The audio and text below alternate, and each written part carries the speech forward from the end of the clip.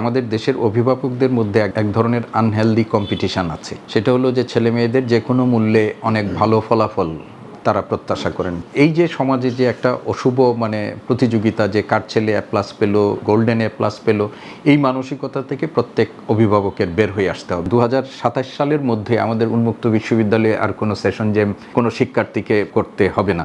উন্মুক্ত বিশ্ববিদ্যালয়ের আমাদের যে সারা দেশের কার্যক্রমের বাইরে 6টা দেশে আমাদের কার্যক্রম পরিচালিত হচ্ছে। বাংলাদেশ উন্মুক্ত বিশ্ববিদ্যালয় আমরা সকলেই জানি যে একটা বিশেষায়িত পাবলিক বিশ্ববিদ্যালয়, এবং 1992 সালে তৎকালীন প্রধানমন্ত্রী সদ্য প্রয়াত বেগম খালেদা জিয়া তিনি এই জাতীয় সংসদে বাংলাদেশ উন্মুক্ত বিশ্ববিদ্যালয়ের আইন অনুসারে এই বিশ্ববিদ্যালয়টি তিনি প্রতিষ্ঠা করেন, এবং এই বিশ্ববিদ্যালয়টি ইতিমধ্যেই তার গৌরবময় অগ্রযাত্রার 34 বছর অতিক্রম করেছে।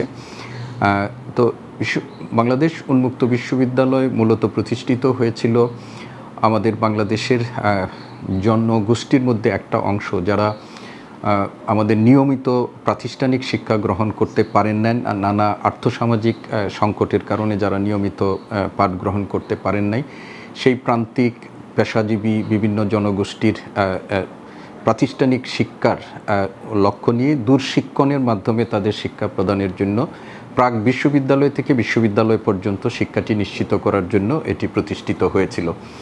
এবং 34 বছরের এই অগ্রযাত্রায় এখন উন্মুক্ত বিশ্ববিদ্যালয়ের কলেবর সম্প্রসারিত হয়েছে।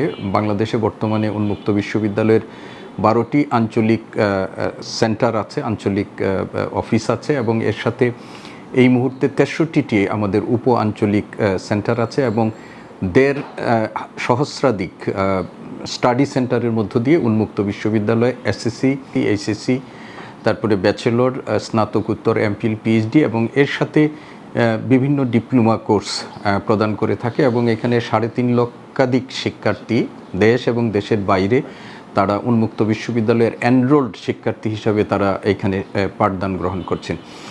উন্মুক্ত বিশ্ববিদ্যালয় আগেই বলেছি যে এটি একটা বিশেষায়িত শিক্ষা প্রতিষ্ঠান। উপাচার্য হিসাবে আমার প্রথম যে দায়িত্বটি হচ্ছে সেই দায়িত্বটি হচ্ছে যে চলমান যে শিক্ষা কার্যক্রম আছে সেই শিক্ষা কার্যক্রমটি শুধু অব্যাহত রাখা না, এটিকে গতিশীল করা, এবং একই সাথে যে সমস্ত শিক্ষা কার্যক্রম সেখানে পরিচালিত হচ্ছে সেই পরিচালিত শিক্ষা কার্যক্রম এবং বিভিন্ন যে প্রোগ্রামগুলো আছে সেই প্রোগ্রামগুলোর একটা মানসম্মত শিক্ষা নিশ্চিত করা। এবং আমরা 21শ শতাব্দীর একটা ভিন্ন একটা প্রতিযোগিতামূলক বিশ্বে এখন বসবাস করছি। সেই বিশ্বে এখন কেবলমাত্র কোয়ান্টিটি না, কোয়ালিটির উপর এখন বিশেষভাবে গুরুত্ব দেওয়া হচ্ছে। এবং আমি মনে করি যে একটা দেশের টেকসই উন্নয়নের জন্য, একটা দেশকে জ্ঞানভিত্তিক সমাজ এবং রাষ্ট্রে রূপান্তর করার জন্য যেটা বর্তমান সরকারের অঙ্গীকারও, সেটার জন্য প্রয়োজন হচ্ছে কোয়ালিটি এডুকেশন এনশিওর করা। এখন আমার উপাচার্য হিসাবে প্রথম লক্ষ্য হচ্ছে যে বিশ্ববিদ্যালয়ে যে চলমান আমাদের যে প্রোগ্রামগুলো আছে সেই প্রোগ্রামগুলো অব্যাহত রাখা এবং এর সাথে এই প্রোগ্রামগুলোর মানসম্পন্ন শিক্ষা নিশ্চিত করা।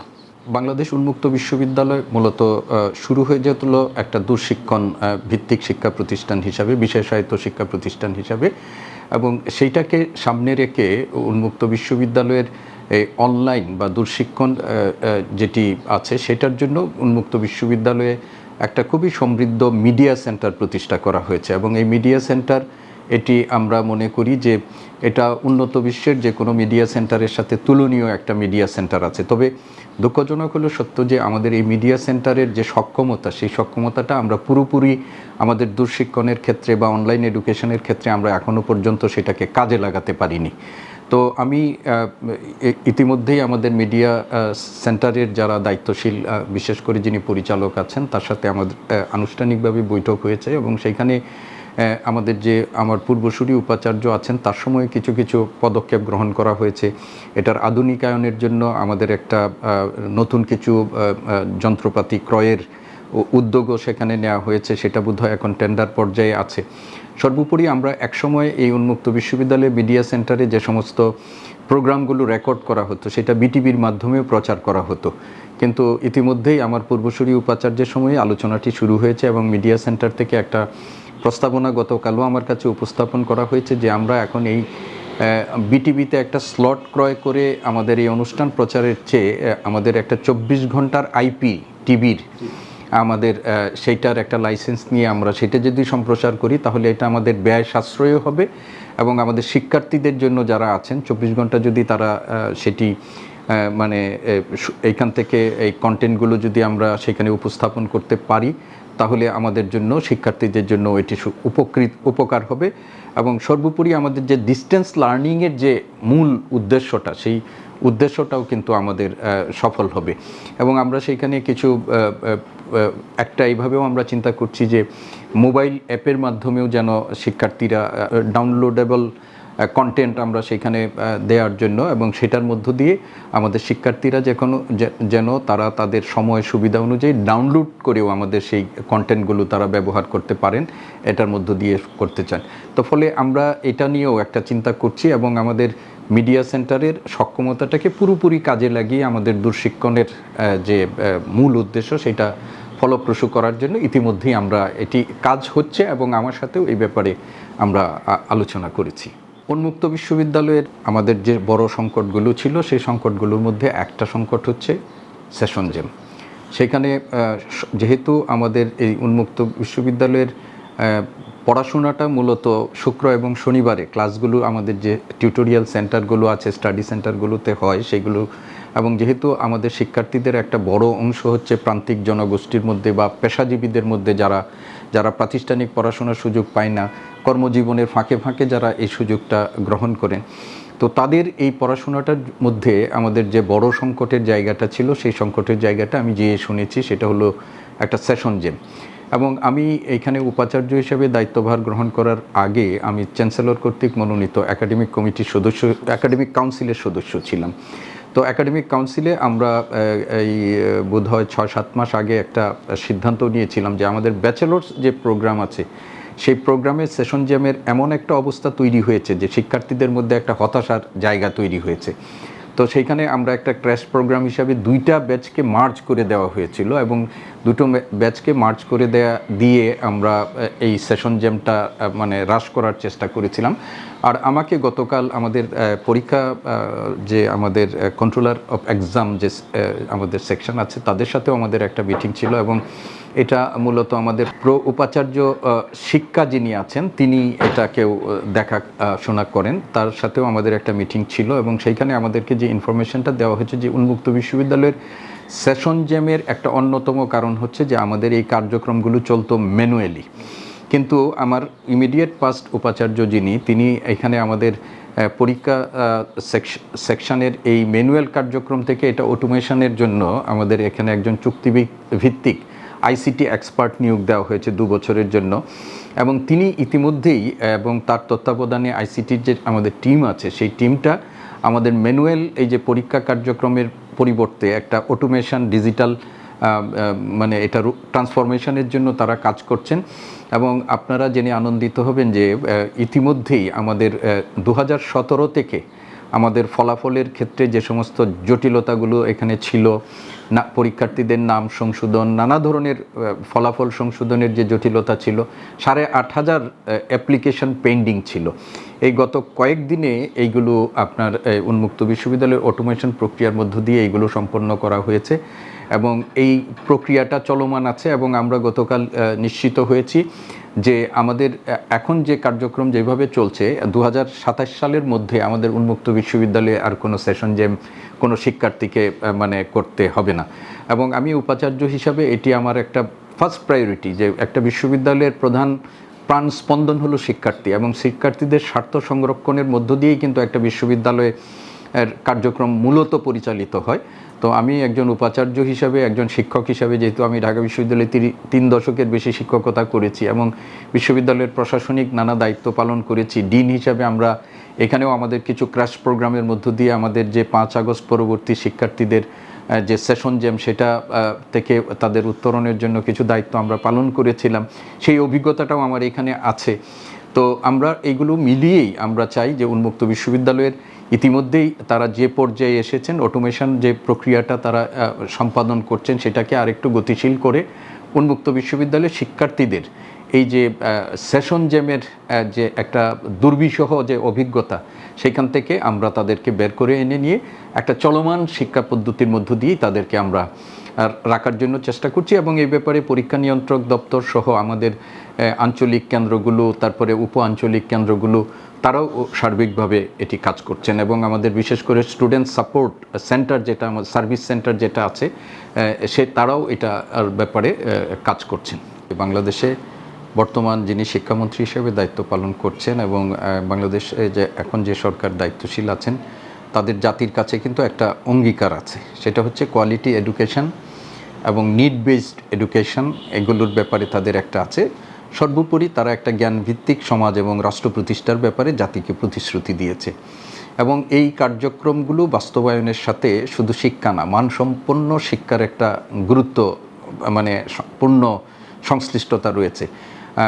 এখন ধরেন শিক্ষার সম্প্রসারণ হয়েছে। বিগত সরকারের শাসনামলে আপনারা দেখেছেন যে বিগত সরকারের সময় যে যেন তেন রকমের পরীক্ষা নিয়ে পাশের হার বৃদ্ধির মধ্য দিয়ে এক ধরনের কৃত্রিম ফলাফল তৈরি করার মধ্য দিয়ে এক ধরনের কৃতিত্ব জাহির করার চেষ্টা করা হয়েছে।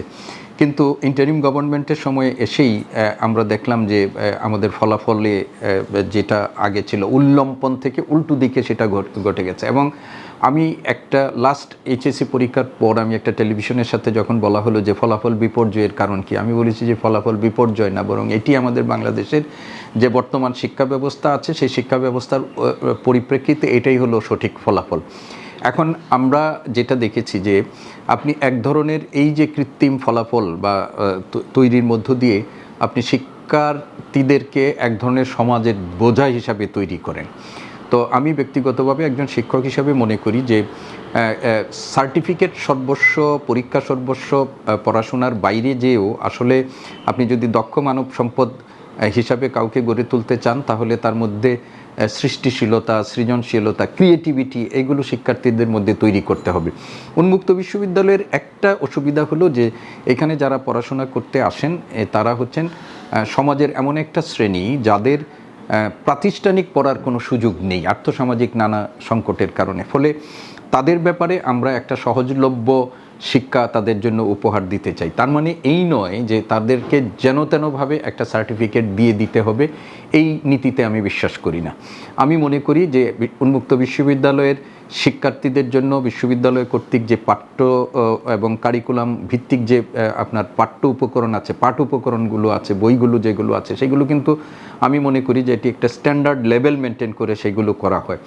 শিক্ষার্থীদের হাতে যদি আপনি এই পাঠ উপকরণগুলো যথাসময়ে যদি আপনি পৌঁছাতে পারেন, এটাও এক ধরনের সংকট আছে, আমি জানি যে এক ধরনের সংকট আছে, সেইগুলো সংকটগুলো উত্তরণ করে যদি পাঠ উপকরণগুলো যদি আপনি যথাসময়ে তাদের মধ্যে দিতে পারেন, টিউটোরিয়াল সেন্টারগুলোর যদি মনিটরিংয়ের মাধ্যমে সেইখানে তাদের যে ক্লাসগুলো হওয়ার কথা থাকে সেই ক্লাসগুলো যদি নিশ্চিত করা যায়, পরীক্ষা পদ্ধতিটা যদি আমরা একটু মানে মনিটর করি এবং সেখানে শিক্ষার্থীদের যে গেলে কোনোভাবে পাশ করে যাওয়ার জন্য যদি আমরা সহযোগী শক্তি হিসাবে যদি নিজেদেরকে ব্যবহার না করি, তাহলে আমি মনে করি যে একটা গুণগত শিক্ষা এখানে নিশ্চিত করা যাবে।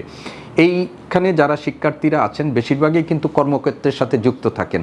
তারা যদি এইখানে তাদের এই পড়াশোনাটা করেন, তাদের কর্মক্ষেত্রের স্কিলটা তাদের ডেভেলপ হয় এবং সেই কারণে আমরা মনে করি যে তাদের এই স্কিলটা ডেভেলপ করার জন্য আমাদের একটা কোয়ালিটি এডুকেশন এনশিওর করা, এটা একেবারে সময়ের দাবি।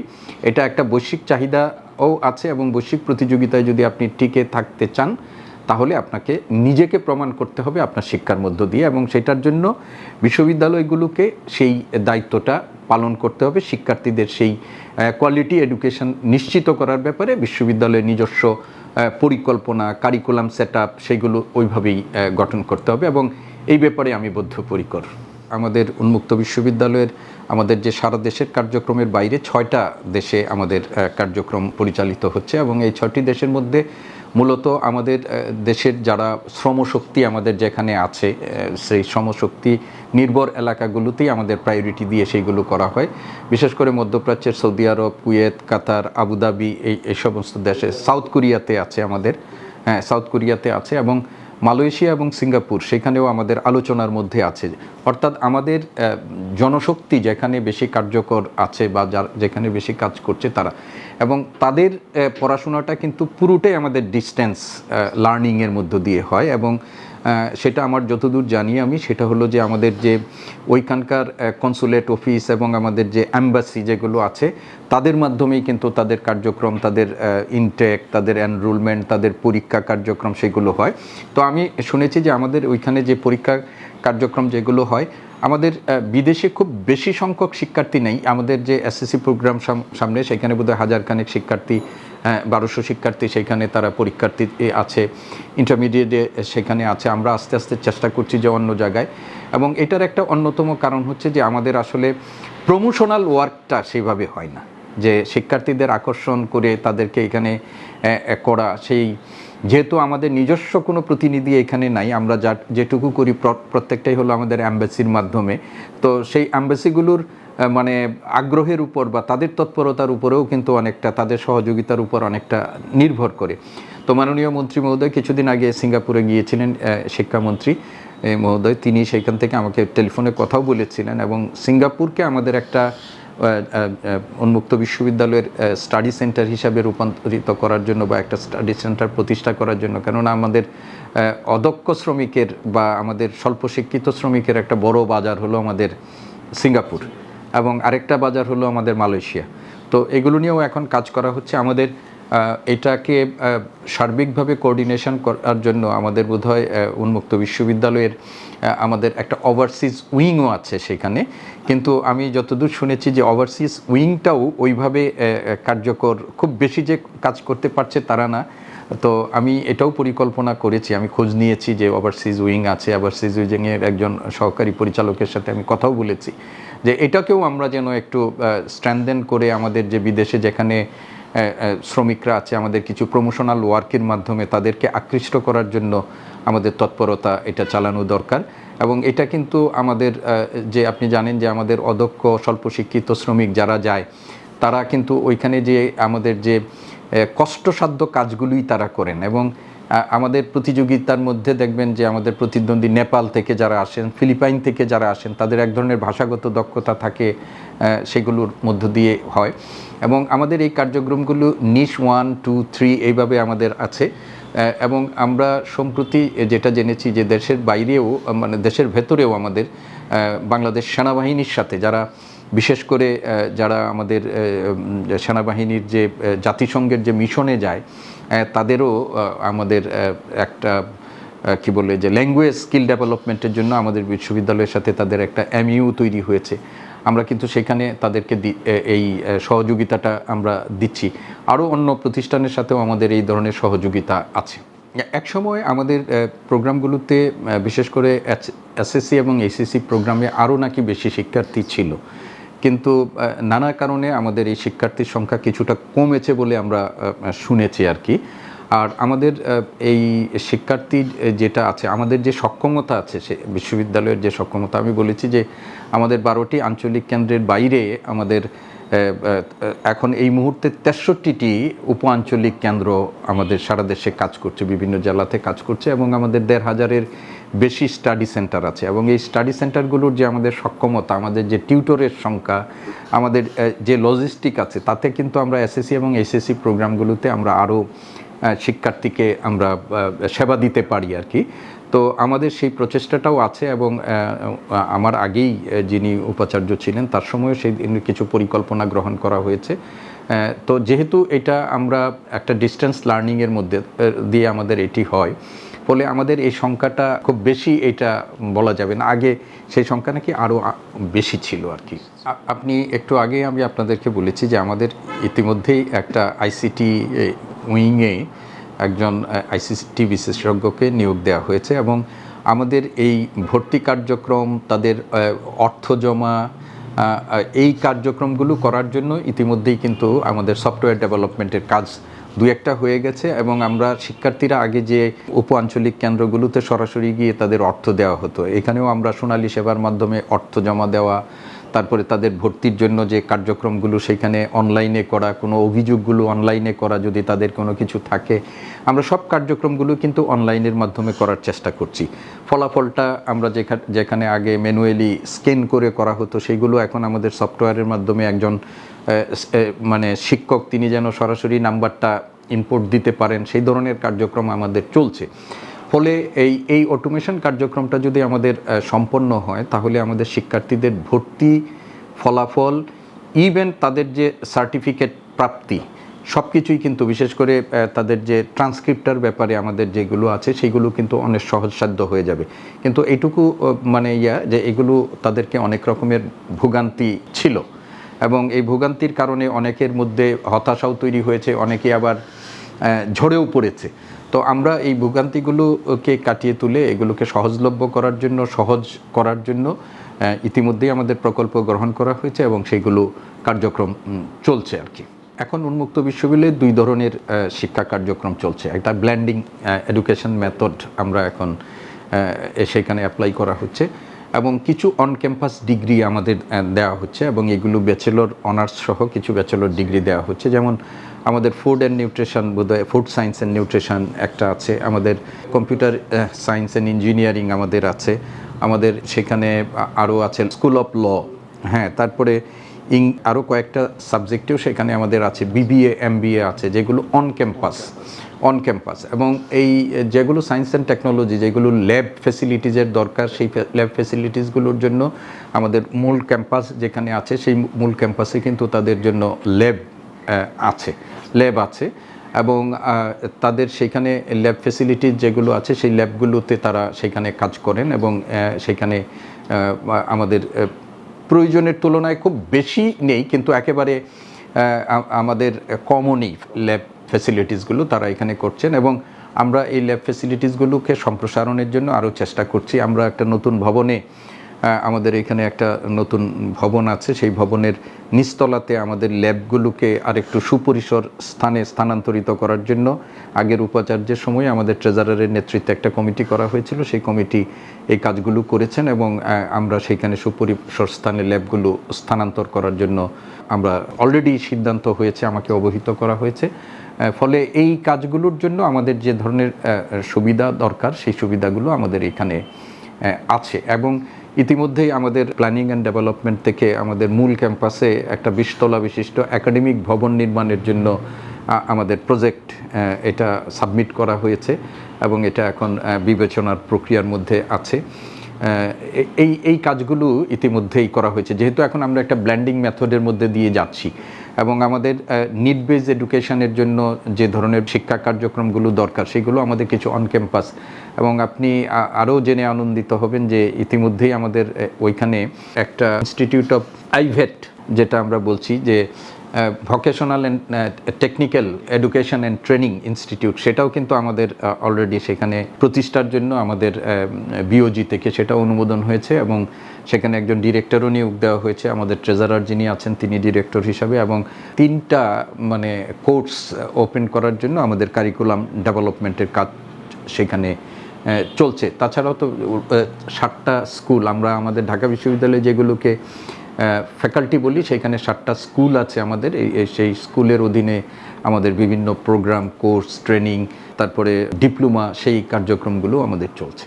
দেখুন, আমাদের বাংলাদেশে আমরা যেটা আমাদের কাছে এখন বলা হয়ে থাকে যে আমরা একটা বিজ্ঞান প্রযুক্তি নির্ভর বিশ্বে এখন বসবাস করছি। প্রতিদিনই আমাদের টেকনিক্যাল এডুকেশনের ডিমান্ড তৈরি হচ্ছে, এবং উন্নত বিশ্বের, বিশেষ করে ইউরোপের দেশগুলোতে আপনি যদি লক্ষ্য করেন, সেখানে কোনো দেশে আপনার টেকনিক্যাল এডুকেশন বা ভোকেশনাল এডুকেশনের শিক্ষার্থীর সংখ্যা সেখানে 40% মতো চলে গেছে, কিন্তু আমাদের দেশে এখনও জেনারেল এডুকেশনটা পপুলার, আর টেকনিক্যাল এডুকেশনটা এখনও আমাদের দেশে সেই রকম জনপ্রিয়তা এখনও পায়নি। আমাদের দেশে টেকনিক্যাল এডুকেশনের শিক্ষার্থীর সংখ্যা সেটা অফিসিয়ালি বলা হয় যে 14%, কিন্তু অনেকেই মনে করেন যে কার্যত এই সংখ্যাটা আরেকটু কম হতে পারে। এবং আপনি দেখেন যে আমার দেশে এখন পর্যন্ত আমাদের যে পলিটেকনিক্যাল ইনস্টিটিউটগুলো আছে, ভোকেশনাল ইনস্টিটিউটগুলোতে আছে, আমাদের দেশের সঙ্গতি সম্পন্ন পরিবারের সন্তানদেরকে কিন্তু সেইখানে পাঠানো হয় না। ফলে এই যে শ্রমবাজারের জন্য উপযোগী যে মানব সম্পদ তৈরি করার জন্য যে শিক্ষা প্রতিষ্ঠানগুলো একটা কন্ট্রিবিউট করতে পারে, সেই ধরনের প্রতিষ্ঠানগুলো এখনও আমাদের দেশে ডেভেলপ করে নাই, এবং এই শিক্ষাটা এখনও জনপ্রিয়তা লাভ করে নাই। একজন শিক্ষার্থীর একটা টার্গেট থাকে বিশ্ববিদ্যালয়ে এসে পড়বে, এবং বিশ্ববিদ্যালয়ে যে কোনো বিষয়ে তার একটা ভর্তি হতে পারলেও হলো। ফলে অনেক ক্ষেত্রে দেখা যায় যে এই যে বিশ্ববিদ্যালয়ে পড়ার স্বাভাবিক প্রবণতা, এবং আমি মনে করি যে বিশ্ববিদ্যালয়ে যে বিষয়গুলো আছে, যেহেতু শিক্ষা কেবলমাত্র বাজার চাহিদাকে রেখেই শিক্ষা না, এগুলোরও গুরুত্ব আছে, কিন্তু আপনাকে প্রয়োজনটা আগে আপনাকে নির্ধারণ করতে হবে যে আমার কোন প্রয়োজনটা বেশি। এবং এই কারণেই আপনি দেখবেন যে বর্তমান সরকারের যে যারা এখন সরকারে আছে তাদের যে নির্বাচনী ইশতেহার, সেইখানে নির্বাচনী ইশতেহারের মধ্যে কিন্তু তারা ভোকেশনাল ট্রেনিং এডুকেশন মানে টেকনিক্যাল এডুকেশন সেটার কথা বলেছেন, এবং এমন একটা জনগোষ্ঠী তারা তৈরি করতে পারছেন যে তারা তাদের শিক্ষাটা যেন যদি সম্পন্নও না করতে পারে, কিন্তু প্রাথমিক এবং মানে মাধ্যমিক পর্যায়ে এমন একটা শিক্ষা তাদেরকে দিতে পারেন যে শিক্ষা তাদের কর্মজীবনে সহায়ক হতে পারে। এই ধরনের চেষ্টা করা হচ্ছে। আমরা যদি রাষ্ট্রের পলিসিগত দিক থেকে এটা যদি ইমপ্লিমেন্টেশন করতে পারি, তাহলে আমাদের দেশে যে প্রতি বছর জব মার্কেটে একটা বড় বেকার তৈরি হচ্ছে বা প্রতিযোগিতায় নামছে, যাদের কোনো সরাসরি স্কিল তৈরি হচ্ছে না, সেটা কমে আসবে। এবং উন্মুক্ত বিশ্ববিদ্যালয় ইদানিং তাদের যে সমস্ত কোর্সগুলো নতুন করে বা যে সমস্ত প্রোগ্রামগুলো তারা গ্রহণ করেছেন, সেই প্রোগ্রামগুলোর সাথে প্রয়োজনীয় মানব সম্পদ, স্কিল ম্যান পাওয়ার তৈরির, এটাকে বিশেষভাবেই গুরুত্ব দেওয়া হচ্ছে। একটা বিশ্ববিদ্যালয়ের প্রধান কাজ দুইটা, একটা হলো যে বিদ্যমান জ্ঞানের বিকাশ ঘটানো এবং নতুন জ্ঞান সৃষ্টি। এটা হলো একটা বিশ্ববিদ্যালয়ের প্রধান দায়িত্ব। বিদ্যমান জ্ঞানের বিকাশ ঘটাবেন আপনি, যে জ্ঞানটা আছে সেটা চর্চার মধ্য দিয়ে এটাকে নার্সার করে আপনি এটাকে বিকশিত করবেন। কিন্তু নতুন জ্ঞান যদি আপনি সৃষ্টি করতে চান, তাহলে সেই ক্ষেত্রে আপনাকে গবেষণার কোনো বিকল্প নেই। আপনাকে অবশ্যই গবেষণার দিকে যেতে হবে এবং গবেষণার একটা অনুকূল পরিবেশ আপনাদের তৈরি করতে হবে। আনফর্চুনেটলি বাংলাদেশের যে বিশ্ববিদ্যালয়গুলোতে আমরা যদি বলি, সেই বিশ্ববিদ্যালয়গুলোতে গবেষণার অনুকূল কোনো পরিবেশ নাই। এক, গবেষণার জন্য যে লজিস্টিক সাপোর্ট দরকার, সেই সাপোর্টগুলো আমাদের এখানে নেই। এবং বিদেশে এই গবেষণা, বিদেশি বিশ্ববিদ্যালয়গুলোতে গবেষণার জন্য যে ফান্ডগুলো, সেই ফান্ডগুলো কেবলমাত্র সরকারের কাছ থেকে আসে এমনটা না, সেখানে প্রাইভেট পাবলিক একটা পার্টনারশিপ থাকে। বাংলাদেশের বিশ্ববিদ্যালয়গুলোর সাথে আমাদের একাডেমিয়া এবং ইন্ডাস্ট্রি বা প্রাইভেট পাবলিক পার্টনারশিপ, এটাও কিন্তু আমাদের কনসেপ্ট এখনও ডেভেলপ করে নাই। কিছু কিছু এখন শুরু হয়েছে, কিন্তু আপনি যদি গবেষণার জন্য পর্যাপ্ত ফান্ড দরকার, কোয়ালিটি গবেষণার জন্য পর্যাপ্ত ফান্ড দরকার, সেই ফান্ডগুলো বাংলাদেশের বিশ্ববিদ্যালয়গুলোতে পাওয়া যায় না।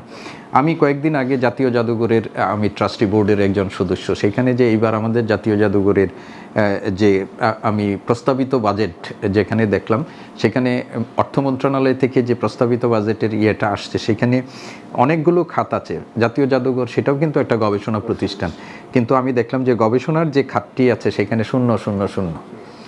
আমাদের দেশে এখনও গবেষণাকে, এটা যে একটা বড় ইনভেস্টমেন্ট, এইটা আমাদের দেশে এখনও ধারণাটা এখনও গ্রো করে নেই। ফলে আপনি বিশ্ববিদ্যালয়গুলোতে যে বরাদ্দ দেওয়া হয়, সেই বরাদ্দর ক্ষেত্রে আপনি দেখবেন ইনফ্রাস্ট্রাকচার ডেভেলপমেন্ট, তারপরে সেবা খাতের কথা আছে, কিন্তু গবেষণা খাতে সেই ধরনের হয় না। মোট বাজেটের 3 থেকে 5% আমাদের সেটা হয় না। কিন্তু আমি মনে করি যে একটা বিশ্ববিদ্যালয়কে মানে যদি জাতিকে মানে মূল কন্ট্রিবিউট করতে হয়, তাহলে সেখানে গবেষণার কোনো বিকল্প নেই। ফলে আমি মনে করি যে মৌলিক গবেষণার দিকে বিশ্ববিদ্যালয়গুলোকে, এবং আমি একটা সোসাইটিতে, এশিয়াটিক সোসাইটি, সেখানে আপনি যে গবেষণাগুলো হয় সরকারের কাছ থেকে আমরা যে অনুদান পাই, সেটার বাইরে কিন্তু বহু মানুষের কিন্তু মানে কন্ট্রিবিউশন আছে। এশিয়াটিক সোসাইটিতে এই মুহূর্তে 51টা ট্রাস্ট ফান্ড চলে, এবং এই 51টা ট্রাস্ট ফান্ড তৈরি করেছে এই দেশের মানে আপনি বদান্য বিদ্যুৎসাহী ব্যক্তিরা, তাদের অর্থে সেখানে কিন্তু কাজ চলছে। এবং এশিয়াটিক সোসাইটিতে কাজ বন্ধ হয় না, এটার একটা অন্যতম কারণ হচ্ছে সেখানে মানুষ তার আস্থার জায়গাটা তৈরি করতে পেরেছে, মানুষ তাকে সহযোগিতা করে। এবং আপনি বাংলাদেশের আপনি দেখেন যে বিশ্বের কাছে বাংলাদেশকে পরিচিত করিয়েছে, আপনি যেগুলোর মধ্যে আপনি ইন্টেলেকচুয়ালের মধ্যে একটা বাংলাপিডিয়া, এই কাজটা কিন্তু এশিয়াটিক সোসাইটি করেছে। তো আমি মনে করি যে বিশ্ববিদ্যালয়গুলোকে রক্ষা করার জন্য গবেষণা খাতে সরকারকে এবং আমাদের দেশে যারা মানে সামর্থ্যবান ব্যক্তি আছেন তারাও এখানে এগিয়ে আসা দরকার। বিশ্ববিদ্যালয়ের যারা অ্যালামনাই আছে, আপনি অক্সফোর্ড এবং বিশ্ববিদ্যালয়ের হার্ভার্ড দেখেন, সেখানে অ্যালামনাইদের ডোনেশন এটা হলো তাদের একটা বড় ইনকাম সোর্স। তো আমাদের দেশেও যদি সেইভাবে আকৃষ্ট করা যায় তাহলে এটা হতে পারে। উন্মুক্ত বিশ্ববিদ্যালয়ের মতো একটা বিশ্ববিদ্যালয়, যে বিশ্ববিদ্যালয়ের আমি গিয়ে দেখেছি যে সেখানে গবেষণার জন্য আমাদের গবেষণার ফল বের হয় কোথার মধ্যে দিয়ে, জার্নালের মধ্যে সেই জার্নালগুলোই নিয়মিত প্রকাশিত হচ্ছে না। তো অলরেডি আমি জার্নালের সাথে যারা সংশ্লিষ্ট স্কুলগুলো আছেন তাদের সাথেও আমরা কথা বলেছি যে তাদের গবেষণালব্ধ যে ফলাফল সেখানে প্রকাশিত হওয়ার জন্য জার্নালগুলো নিয়মিত প্রকাশ করতে হবে, অর্থাৎ মৌলিক গবেষণার কোনো বিকল্প নেই। আমি শিক্ষার্থী, অভিভাবক এবং আমি নিজেও কিন্তু একজন অভিভাবক। আমার মেয়েও আগামীতে উচ্চ মাধ্যমিক পরীক্ষায় অংশগ্রহণ করবে। আমি একজন অভিভাবক হিসাবে আমি প্রথম কথা বলতে চাই যে আমাদের দেশের অভিভাবকদের মধ্যে এক ধরনের আনহেলদি কম্পিটিশান আছে। সেটা হলো যে ছেলে মেয়েদের যে কোনো মূল্যে অনেক ভালো ফলাফল তারা প্রত্যাশা করেন। ভালো ফলাফলের চেয়ে ভালো পড়াশোনা জানা, এইটার ব্যাপারে তাদের আগ্রহ আমাদের কম। তো এই যে সমাজে যে একটা অশুভ প্রতিযোগিতা, যে কার ছেলে A+ পেলো, গোল্ডেন A+ পেলো, এই মানসিকতা থেকে প্রত্যেক অভিভাবকের বের হয়ে আসতে হবে এবং এইটি প্রাপ্তির জন্য আমার সন্তানের জন্য কিন্তু আমি অন্যায় সুবিধা নিশ্চিত করে দিচ্ছি, এই মানসিকতা থেকে প্রত্যেক অভিভাবকের বের হয়ে আসা দরকার এবং পরীক্ষার্থীদেরও এই ধারণার মধ্য থেকে বের হয়ে আসা দরকার যে আমি অনেক শিক্ষার্থীকে দেখেছি যে সাধারণ ফলাফল করে এসে ঢাকা বিশ্ববিদ্যালয়ে তারা ভর্তি হয়ে সেখানে ভালো ফলাফল করছেন, আবার অনেকে আউটস্ট্যান্ডিং রেজাল্ট, কোথাও ভর্তিই হতে পারছেন না। তো আমরা মনে করি যে প্রত্যেক অভিভাবক এবং তাদের এই ব্যাপারে যত্নশীল হওয়া উচিত যে তার ছেলের ফাউন্ডেশনটা যেন ভালো হয়। এই ব্যাপারে ভালো ফলাফলের চেয়ে ফাউন্ডেশন, ফলাফলের অবশ্যই গুরুত্ব আছে, কিন্তু এর চেয়েও যেন তার শিক্ষার যে ফাউন্ডেশনটা যেন তার ভালো হয়, এই ব্যাপারে তারা যত্নবান হবেন।